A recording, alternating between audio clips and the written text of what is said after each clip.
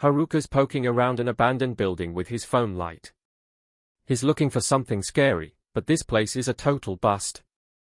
It's just a regular old apartment block. No ghosts, no bloodstains, nothing to get his heart racing. He's starting to run out of haunted spots in the neighborhood. Flashback to middle school. Rinko is tearing into Kisaki, telling her she's suffocating and should just stop trying to talk back. Kisaki just takes the abuse, looking completely broken. Rinko keeps going, saying Kisaki makes her depressed just by existing. Rinko's still at it, mocking her for playing the victim. Kisaki's just staring at her shoes, unable to say a word. Suddenly, a terrifying monster pops out of the shadows. Rinko screams and runs for her life. It's actually just Haruka in a mask, laughing about his little prank. Haruka pulls the mask off, looking pretty satisfied. He tells Kisaki he's sorry for jumping in, but it felt like the other girl was going way overboard. Kisaki looks up, her face turning red as she asks for his name. Haruka tells her it's no big deal, but she's clearly struck by the gesture. He tells her to get home safe and just bolts. He's got that post-adrenaline rush and needs to move. He runs until his legs give out. He lives for that feeling, the way his heart thumps against his ribs like it's trying to escape. Haruka Kawatsuji, age 15. He does track, he likes horror, and he's always looking for that next big thrill. He's been this way since he was little. He actually fell off a balcony once, and that was the first time he felt truly alive. A tree broke his fall, so he survived without a scratch. He doesn't remember the drop, just the way his heart was racing afterwards. His mom, Yumi, was a wreck. She made him promise never to climb anything dangerous again. He said okay, but the damage was done. He tried racing kids at school, he tried hunting for monsters in dark alleys, anything to find that primal instinct again. But everything felt like a cheap imitation. Reality always seemed a bit too hazy, like he was living through a fog. Half a year later, he's starting high school. He wonders if he's just going to keep repeating the same boring introductions for the rest of his life. But then he sees her. Kisaki Tokano. She's in his class, and she's looking right at him with a very intense gaze. She catches him after class, saying she can't believe they ended up at the same place. She calls it a coincidence, but she's wearing a very wide smile. She tells him she wanted a chance to show her appreciation for that day in middle school. Haruka's a bit surprised she even remembers him. The teacher starts asking for volunteers for class committees. Haruka's friend thinks the whole "thank you" thing was a bit stiff. Since nobody wants to be a library helper, the teacher just assigns Haruka and Kisaki to the job. Talk about a coincidence. Up in the library, Kisaki asks if he likes to read. Haruka tells her horror is his real passion, movies, games, the whole lot. He mentions he likes looking around haunted places, too. Kisaki gets a strange look in her eye and says that's actually how they met. She calls it fate, getting all flustered and shy. Haruka's just like, whoa, no need to get so worked up over it. At lunch, a classmate teases him, calling him a sly dog for getting close to Kisaki so quickly. Haruka just wants to finish his water. His friend tells the others that Haruka's always been kind of detached, like he's just waiting for something bad to happen. While he's at the fountain, Haruka notices a girl watching him from across the room. It's Rinko, and she looks absolutely serious. School's finally over. Kisaki says her goodbyes at the bus stop. Haruka's friends are still teasing him about their date. Just as he's about to head home, Rinko approaches him. She asks if he has a minute to talk alone. She takes him aside and gets straight to the point. She's been looking for him at the gates every day just to give him a warning. Her expression turns cold. She tells him in no uncertain terms to stay as far away from Kisaki as possible. Rinko explains that she and Kisaki were actually friends in middle school. Kisaki seemed nice enough at first, if a bit chatty. But then things got creepy. Kisaki started copying Rinko's shampoo, waiting outside her door every morning. She was everywhere. Kisaki got possessive, asking if Rinko would only hang out with her. Rinko finally couldn't take it anymore and lashed out. She said some pretty harsh things to get Kisaki to leave her alone. After that, Kisaki never approached her again. Rinko thought she was safe. She even chose a different high school specifically to stay away from her. But the harassment didn't stop. Endless missed calls, texts. Kisaki was still stalking her from the shadows. Rinko tells him Kisaki is absolutely capable of following him here. This isn't just a coincidence, it's an obsession. Haruka stands there, and for the first time in forever, he feels a real shiver run down his spine. This is the horror he's been looking for.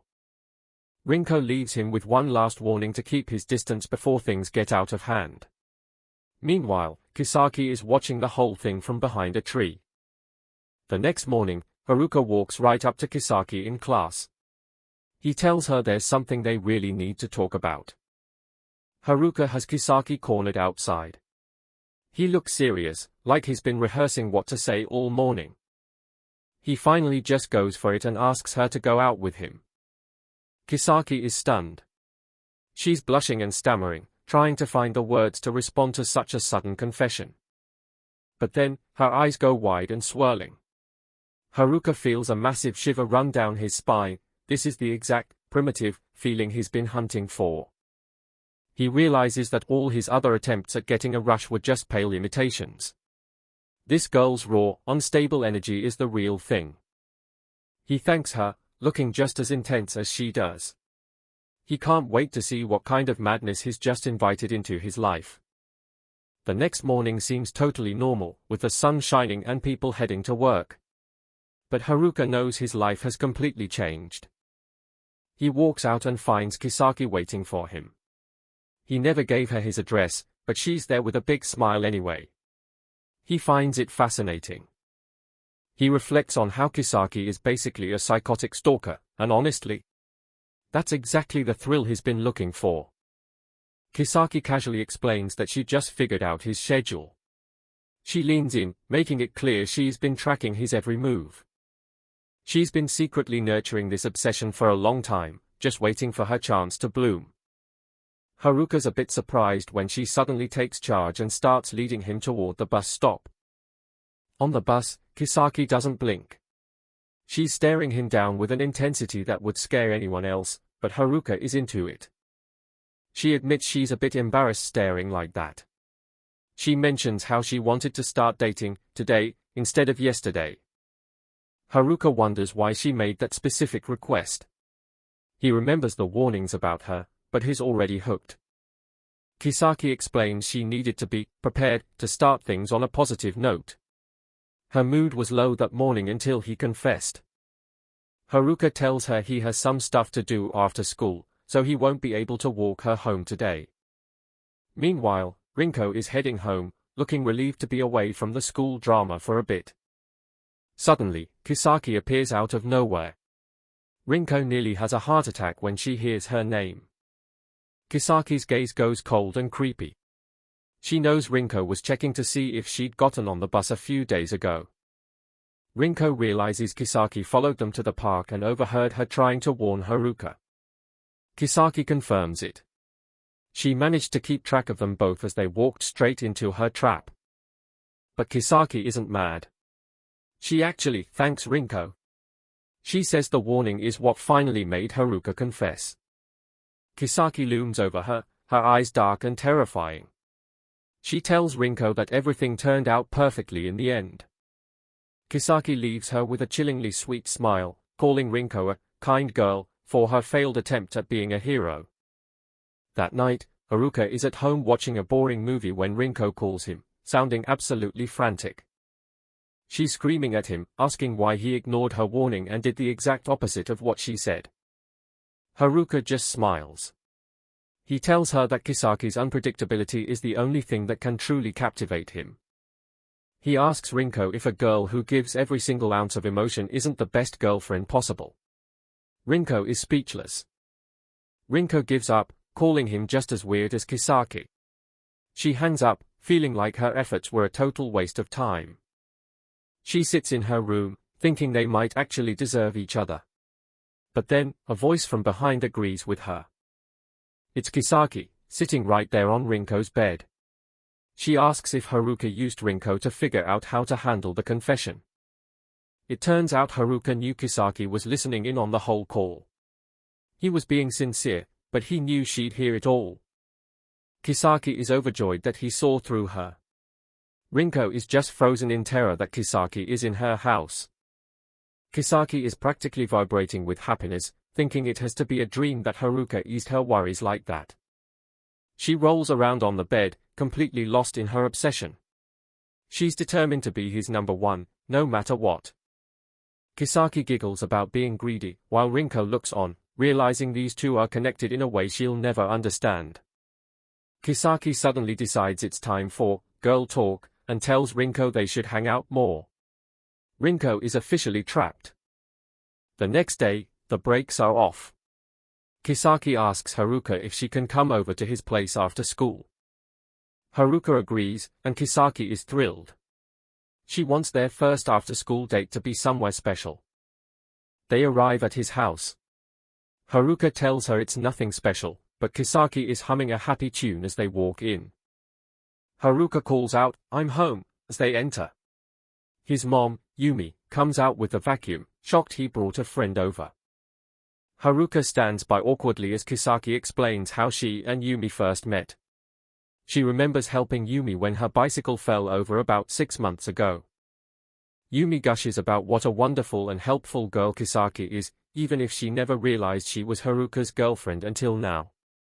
Haruka can't believe how well Kisaki planned this out. Haruka is stunned by the strange coincidence. He realizes Kisaki must have been targeting his parents from the very beginning to get close to him. When Haruka tries to downplay the situation, Yumi scolds him for not taking Kisaki's feelings seriously. Kisaki just smiles, perfectly playing the part of the devoted girlfriend. Yumi is thrilled that her son finally has a girlfriend, even if he doesn't seem like the type.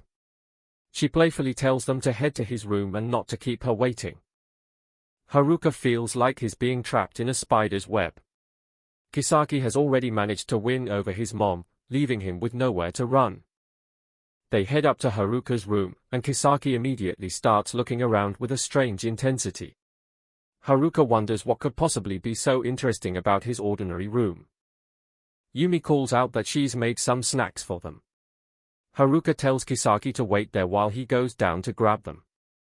While he's out of the room, Haruka suspects Kisaki is up to something. He doesn't think she'd steal anything, but he's worried about what kind of information she's looking for. Haruka comes back into the room and catches Kisaki by surprise. She jumps, clearly startled that he returned so quickly. He asks her what she was doing, and Kisaki admits she was touching and sniffing his bed to see what it was like. Haruka is completely speechless. Kisaki tries to explain herself, saying she wondered if she could let go, in the same way he does when he's asleep. Haruka just tells her not to say such weird things with such a straight face. Trying to normalize the situation, Haruka asks what they should do next. He's not used to having a girl over and isn't sure how to entertain her. He suggests watching a movie since he has a bunch of horror films. Kisaki thinks it sounds like fun to poke fun at some duds together. They sit in the dark watching the movie, but the atmosphere is heavy. Haruka feels a strange tension as Kisaki stares at the screen, or maybe at him. When the movie ends, Haruka apologizes for the boring date. Yumi tells him he still has a lot to learn about taking care of a girl. Yumi tells him that even botched dates are part of the spice of life, and help build a history together. Haruka doesn't find the advice particularly helpful. Kisaki thanks Yumi for being so kind. She says she treasures every moment with Haruka, which completely moves his mother to tears. Yumi gives Kisaki a big hug, overcome by how sweet she is. Haruka can only watch in disbelief as his mom is completely buttered up. As Kisaki leaves, Yumi promises to have her favorite dish ready next time. Haruka realized his mom is having way too much fun with this. Once she's outside, Kisaki's demeanor changes. She wasn't just being sweet, she was focused on the special connection she's building. She pulls out a bugging device she planted in Haruka's room. She's glad it was the same shape as the plug that was already there so he wouldn't notice. Kisaki is thrilled with her progress. She's slowly but surely learning everything there is to know about her new boyfriend. A dark vision of the future flashes before Haruka, one where he's at Kisaki's mercy. It's exactly the kind of terrifying thrill he's been chasing. Haruka wakes up in a cold sweat, wondering if it was all a dream. The feeling of dread and excitement is still lingering. At school the next day, Kisaki asks if they can have lunch together.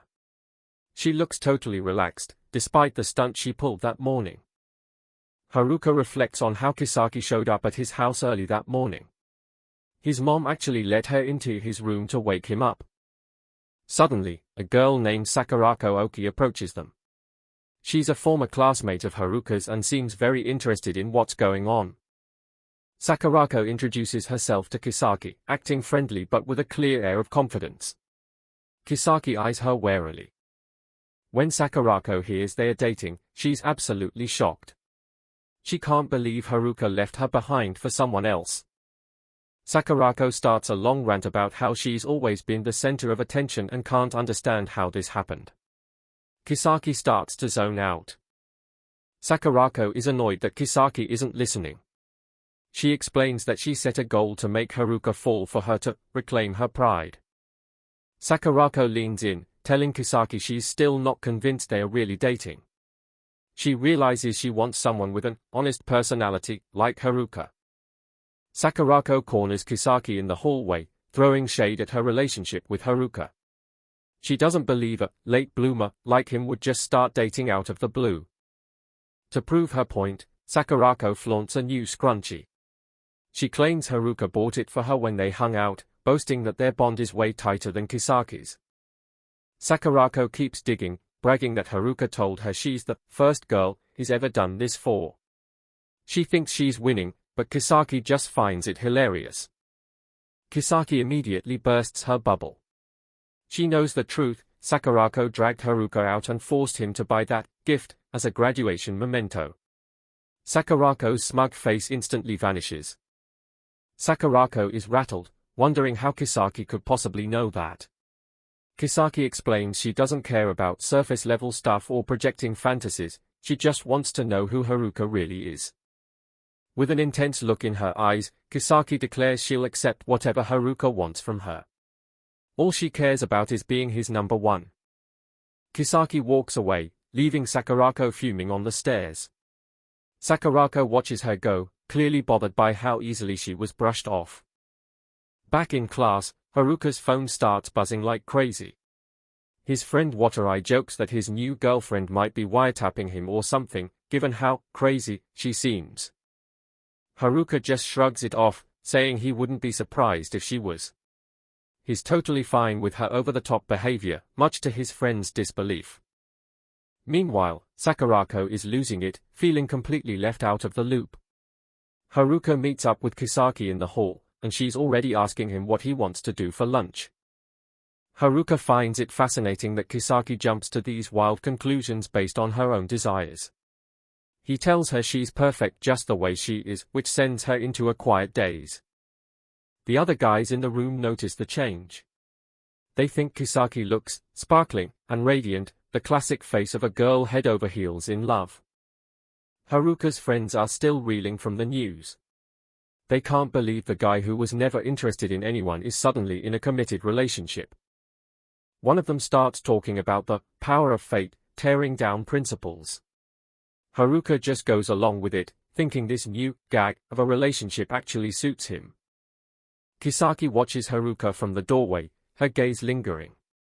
His friends notice he seems way more energized lately, though they attribute it to his messed-up sense of distance. Haruka mentions he has plans with his old middle school crew. Sakurako suddenly jumps in, announcing a big meetup that she organized, effectively pulling Haruka away.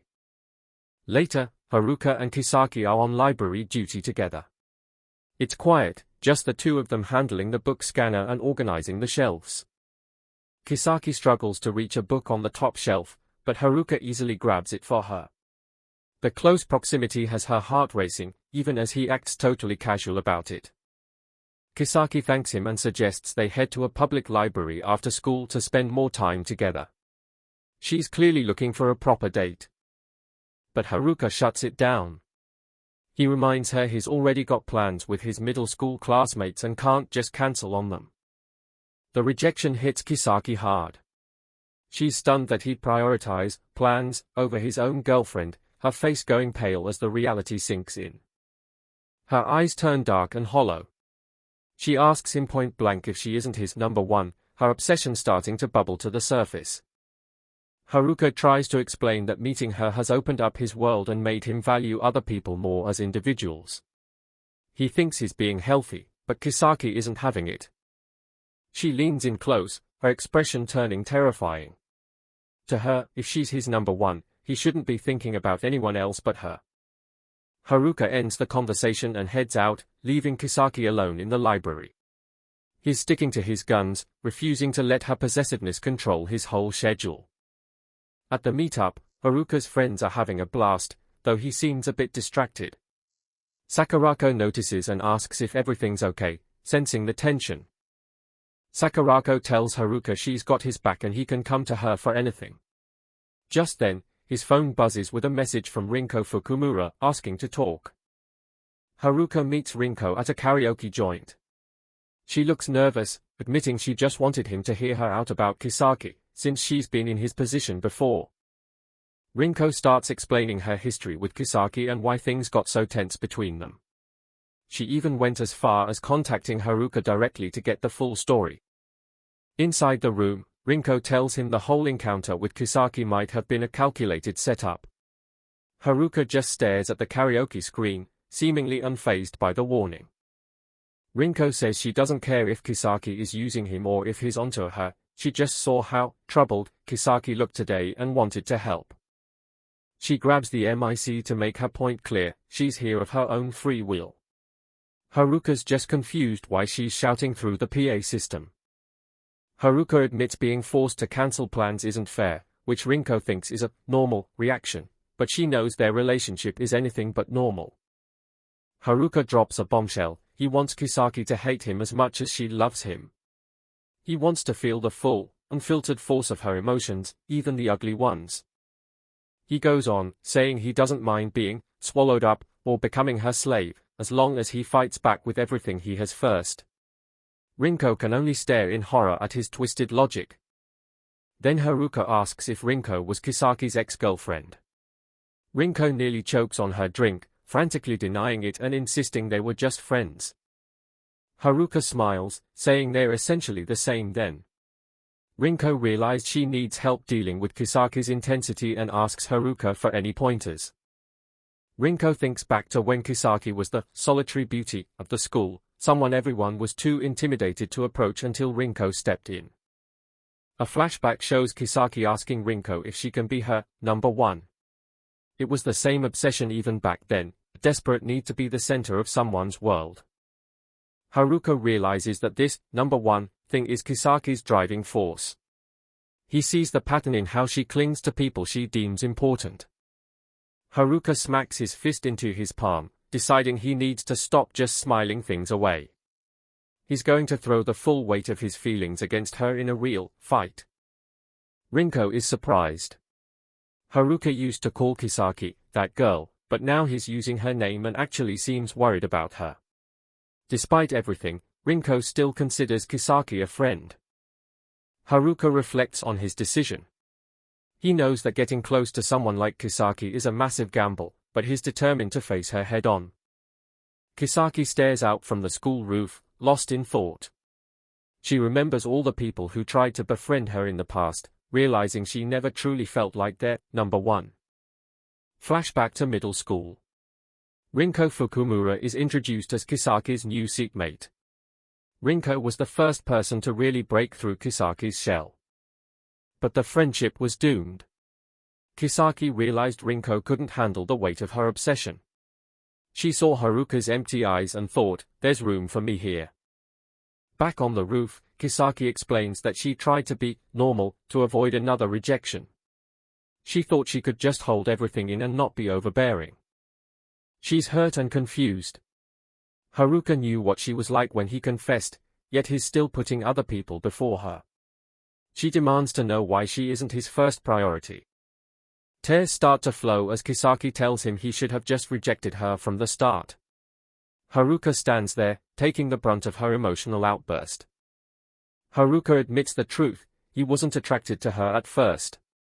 He just thought her unpredictable nature would be the perfect cure for his constant boredom. But he's changing his tune. He promises to make her his number one, for real this time, vowing not to look away even when they clash. He tells her to twist and break him however she wants. He's fully prepared for her to dye him in her own colors or discard him whenever she gets tired of him. Haruka officially asks Kisaki out again, proposing a twisted connection instead of a normal relationship. He doesn't care about being normal anymore. Kisaki wipes away her tears, finally understanding. She realizes that even if he rejects her ideas, she doesn't have to hesitate or hold back. Haruka thinks things will be easier now that they've reached an understanding. Kisaki, however, has a much darker interpretation. She's making him her slave. Haruka reaches out a hand to mark this new chapter. He calls it a declaration of intent, ready to see where this path leads. They shake hands, and Kisaki calls him Haruka-an for the first time. The official start of their new, even more messed up relationship. Haruka feels a sudden wave of embarrassment. It's just a handshake, but the physical contact feels completely different now that the masks are off. Fast forward to Golden Week. Haruka wakes up to find himself cuffed to a bed. He ponders the difference between the process and the result. Kisaki is right there, smiling down at him in a spare room at her house. Haruka realizes the process to get here was definitely not normal. A flashback shows them at a cafe earlier. Kisaki was trying to be a good girlfriend, suggesting horror movies or haunted houses for their date. Haruka told her she didn't always have to accommodate him. Kisaki's eyes went dark as she asked what he really wanted her to do to him. He gave her total permission, saying he'd take everything she had. He basically dared her to show him how far she was willing to go.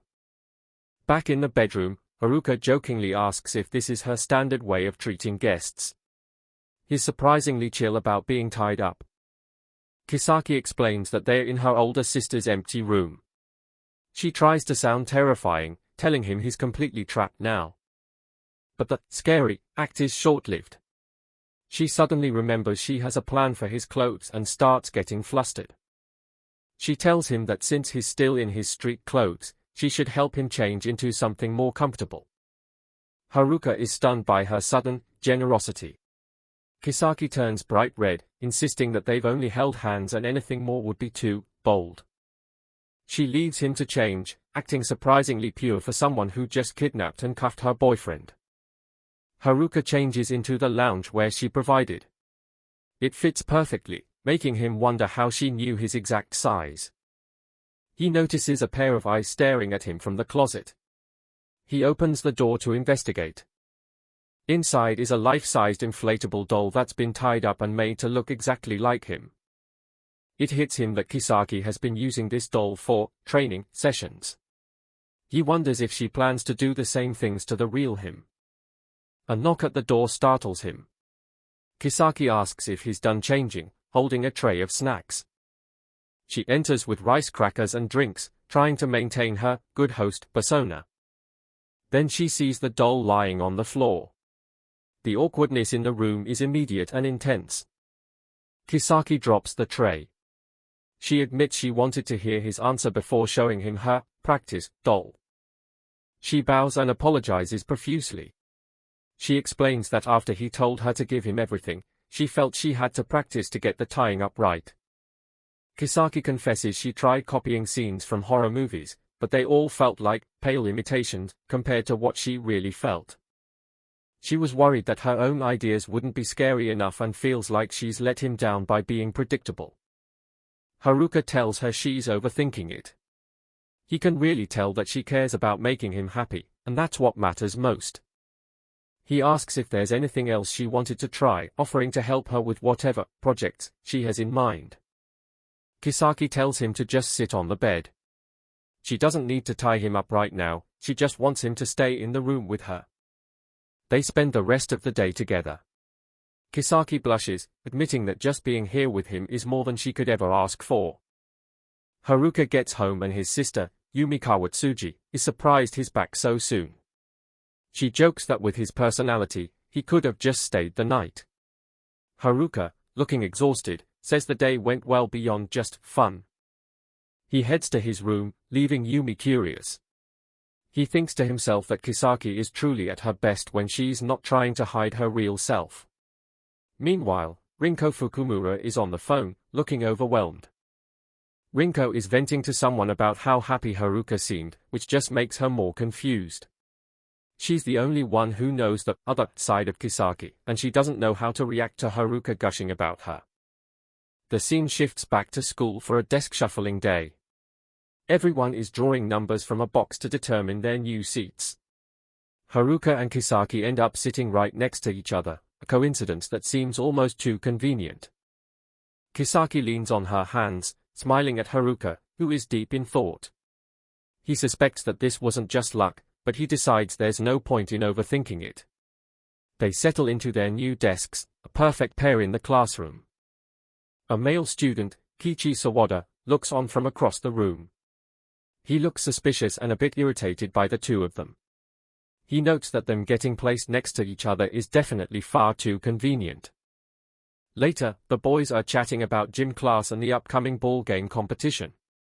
Kichi is clearly fired up, while Haruka and his friends talk about their roles in soccer and basketball. Kichi is determined to double dribble his enemies into the ground. In another part of the school, Toroda-sensei is thanking Kisaki for buying some limited official merchandise for him. He's clearly embarrassed about his hobby, but Kisaki handles it with a cool, knowing smile. A diagram reveals the trick. Kisaki used a false bottom box to rig the seating lottery. Toroda-sensei realizes he was essentially blackmailed into helping her, but Kisaki points out that it was for his own benefit too. Kisaki leaves him with a chilling reminder to keep their arrangement a secret. Toroda-sensei is left sweating, wondering how a student managed to find out so much about his private life and hobbies. Meanwhile, Kichi is venting to his friend Toru. He's furious that Haruka is dating another girl when Sakurako Oki, the Paularis of class 1 to 3, clearly liked him. He's planning to accidentally hit Haruka with a ball during the softball match. Kichi is so angry he's literally trembling. He doesn't care about the consequences, even offering to pay medical bills if he has to. Suddenly, Kisaki appears in the hallway behind them, asking if they can tell her more. Kichi is startled by Kisaki's sudden presence. She pulls out her phone and shows them a series of posts from an account called Orange Mochi. She notes that the user seems to have a grudge against a schoolmate. Kisaki explains how easy it is to track people down through their online activity, referencing specific photos and events. She turns to Kichi with a sharp, piercing gaze, asking him directly what he thinks about Orange Mochi-san. She reveals that Orange Mochi-san used to be a pure boy in middle school, pouring his heart and soul into his posts. Kichi is frozen in fear as she quotes one of his old, cringy poems. Kisaki smirks, telling him that while phones are smart, you still need to be smart yourself.